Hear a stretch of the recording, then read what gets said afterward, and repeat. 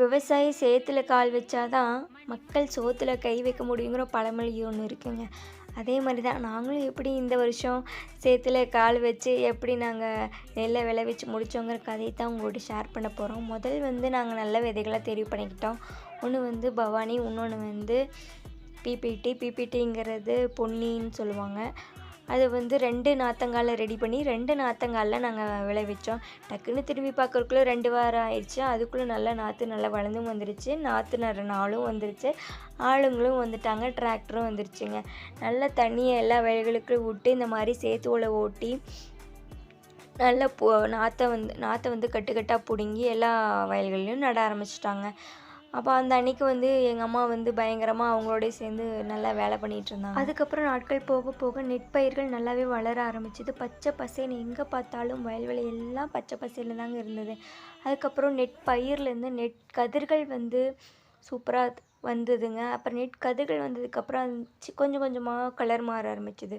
ஒரு ஆரஞ்சு கலராக மாறிச்சு. ஆரஞ்சு வந்து கொஞ்சம் கோல்டனாக மாறிச்சு. நல்லா கோல்டன் ஆகி நல்லா விளைஞ்சதுக்கப்புறமா அந்த ஓரங்களெல்லாம் பக்கமெல்லாம் அறுத்துவிட்டாங்க. அப்போ தாங்க இந்த மாதிரி பெரிய மிஷின் வந்து அறுக்க முடியும். நாங்கள் எல்லோரும் அறுத்து முடித்ததுக்கப்புறமா கடைசியாக தாங்க அறுத்தோம். எங்களுக்கு வந்து அன்றைக்கி பார்த்திங்கன்னா மத்தியானம் 2 மணிக்கு வந்தது. எங்களால் நிற்க கூட முடியலைங்க. ஆனால் வந்து பக்கத்தில் நின்று அந்த வைக்கப்பில் பின்னாடி விழுவும். இங்கே வந்து முன்னாடி வந்து நெற்பயிர்களை வந்து எடுத்துக்கும், பின்னாடி வந்து வைக்கப்பில்லை வெளியே கக்கிட்டே இருக்கும். அதை வந்து நல்லா நம்ம வயலுக்குள்ளே வந்து தள்ளி விடணும்.